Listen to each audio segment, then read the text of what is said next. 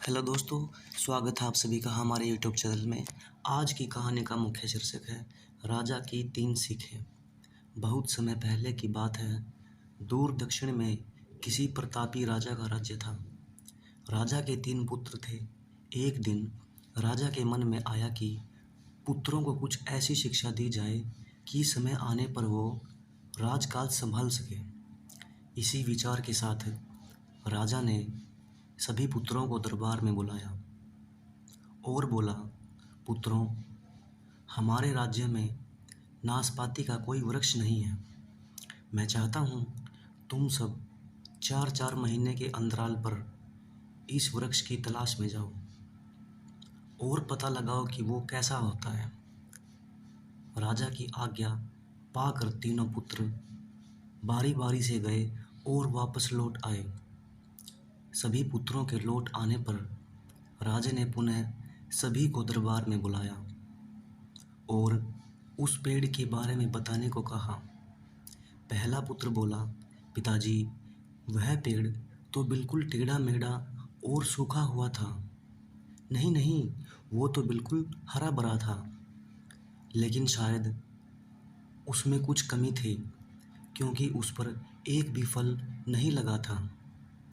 दूसरे पुत्र ने पहले को बीच में ही रोकते हुए कहा।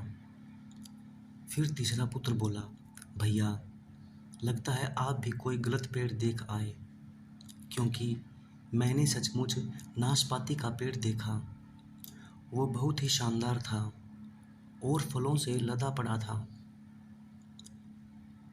और तीनों पुत्र अपनी अपनी बात को लेकर आपस में विवाद करने लगे कि तभी राजा अपने सिंहासन से उठे और बोले, पुत्रों, तुम्हें आपस में बहस करने की कोई आवश्यकता नहीं है।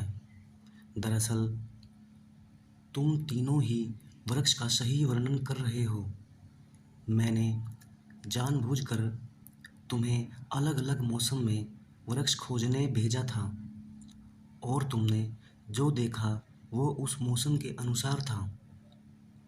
मैं चाहता हूँ कि इस अनुभव के आधार पर तुम तीनों बातों को गांठ बांध लो। पहले, किसी चीज़ के बारे में सही और पूर्ण जानकारी चाहिए तो तुम्हें उसे लंबे समय तक देखना परखना चाहिए, फिर चाहे वो कोई विषय हो, वस्तु हो या फिर कोई व्यक्ति ही क्यों ना हो। दूसरी बात, हर मौसम एक सा नहीं होता। जिस प्रकार वृक्ष मौसम के अनुसार सूखता, हरा भरा या फलों से लदा रहता है, उसी प्रकार मनुष्य के जीवन में भी उतार चढ़ाव आते रहते हैं। अतः अगर तुम कभी भी बुरे दौर से गुजर रहे हो तो अपनी हिम्मत और धैर्य बनाए रखो। समय अवश्य बदलता है। और तीसरी बात, अपनी बात को ही सही मानकर उस पर अड़े मत रहो।